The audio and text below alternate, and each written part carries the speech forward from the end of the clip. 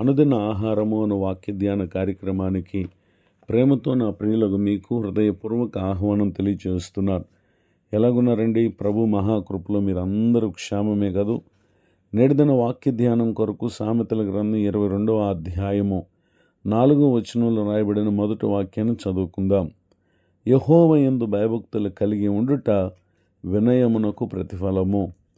చదవబడిన ఈ వాక్య భాగంలోని దీవెన నా ప్రియులకు మీరందరూ పొందుదురుగాక. వాక్య ధ్యానం కొరకే ప్రార్థన. ప్రేమ కలిగిన మా తండ్రి, మీకు వందనాలు.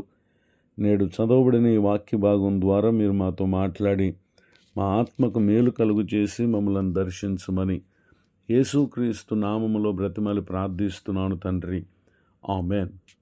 చదవబడిన ఈ వాక్య భాగంలో దేవుని పట్ల ఒక వ్యక్తి చూపు భయభక్తులు అతనికి కలుగు చేయు ఆశీర్వాదాన్ని ఇక్కడ పరిశుద్ధాత్మ దేవుడు మనకు జ్ఞాపకం చేస్తున్నారు. అదేంటి అనంటే, ఎందరైతే ప్రభు పట్ల భయభక్తులు కలిగి ఉంటారో అట్టి వారు వినయముగా ఉంటారని దేవుని యొక్క వాక్యం సెలవిస్తూ ఉంది. వినయముగా ఉండుట అనేది ఆ వ్యక్తికి దానికి ప్రతిఫలంగా ఐశ్వర్యము, గౌరవము, అలానే జీవము అనేటటువంటివి పొందటానికి గల కారణం. నిజమే, సర్వ సమృద్ధిని, ఘనతను దేవుడు వారికి జీవాన్ని కలుగు చేస్తారు. ఇటు దీవులకు మనం పాత్రులం కావాలంటే నిశ్చయముగా దేవుని పట్ల భయభక్తులు ఎంతో ప్రాముఖ్యమైనవి. ఇదే మాటను గూర్చి సామెతల గ్రంథం 15వ అధ్యాయము 33వ వచనంలో రాయబడినటువంటి ఆఖరి వాక్యంలో కూడా ఘనతకు ముందు వినయముండును అనేటటువంటి మాటను కూడా మనం చూస్తూ ఉన్నాం. వినయము ఒక వ్యక్తి జీవితానికి ఈ విధమైనటువంటి ఆశీర్వాదాన్ని మనకు కలుగు చేస్తుందని పరిశుద్ధాత్మ దేవుడు మనకు సెలవిస్తూ ఉన్నారు. అంత మాత్రమే కాక ఆయన యెషయా గ్రంథం 57వ అధ్యాయము 15వ వచనంలో రాయబడిన వాక్య భాగంలో మహాగణుడు, మహోన్నతుడు, పరిశుద్ధుడు, నిత్య నివాసి అయినటువంటి దేవుడు అంటున్నారు కదా. వినయము గలవారి ప్రాణమును ఉజ్జీవింప చేయుటకును, నలిగిన వారి ప్రాణమును ఉజ్జీవింప చేయుటకును, వినయము గలవారి యొద్దను, దీన మనసు గలవారి యొద్దను నేను నివసిస్తున్నానని చెప్పి ప్రభువారు సెలవిస్తూ ఉన్నారు. దీనికి ఆదికాండం 37వ అధ్యాయం మొదలుకొని 50వ అధ్యాయం వరకు రాయబడిన వాక్య భాగాల్లో యోసేపు భక్తుని జీవితాన్ని మనం చూస్తాం.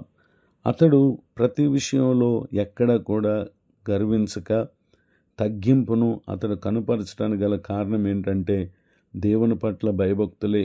దానికి ప్రతిఫలంగా దేవుడు యోసేపును ఐశ్వర్యవంతునిగా చేశారు, ఘనత కలిగినటువంటి స్థానంలో నిలిపారు. అంతేకాక మరణకరమైనటువంటి పరిస్థితులు వచ్చినప్పుడు దేవుడు జీవాన్ని అనుగ్రహించారు. ఈ మాటలు వింటున్నటువంటి నా ప్రియ సహోదరి సహోదరులు, మీరును నేడు మనం విన్నటువంటి ఈ వాక్య ప్రకారంగా ప్రవర్తించి ఇటు దీవెనలకు పాత్రులు కావాలని ప్రార్థిస్తూ కోరుతూ ఈ మాటలు ముగిస్తూ ఉన్నాను. ప్రార్థన. ప్రేమ కలిగిన మా తండ్రి, మీకు వందనాలు. నేడు విన్న ఈ మాటల చేత మా ఆత్మకు నూరంతల మేలు కలుగునుగాక. దైవజనులను, వారి కుటుంబాన్ని, సేవా పరిచయం దీవించండి. నేడు నూతన సంవత్సర దయాకిరీటను పొందిన మా ప్రియులను మీరు ఆశీర్వదించండి. యేసుక్రీస్తు నామమున వినయమునకు తగు ప్రతిఫలం మా ప్రియులు నిశ్చయముగా పొందాలని కోరుతూ ప్రార్థిస్తూ యేసుక్రీస్తు నామములో ప్రార్థిస్తున్నాను తండ్రి, ఆమేన్. తండ్రి, కుమార, పరిశుద్ధాత్మ దేవుడు తోడు నడిపించునుగాక, ఆమేన్. నేడు విన్న ఈ మాటలు మీకు ఆశీర్వాదకరంగా ఉంటే మీరు పొందు మేలు మాతో పంచుకోనండి. మీ ప్రార్థన అవసరాలు తెలియపరచుటకు నా cell number 9959141897. God bless you. Have a blessed day. ఇట్లు మీ సహోదరుడు పాస్టర్ విలియం బూత్.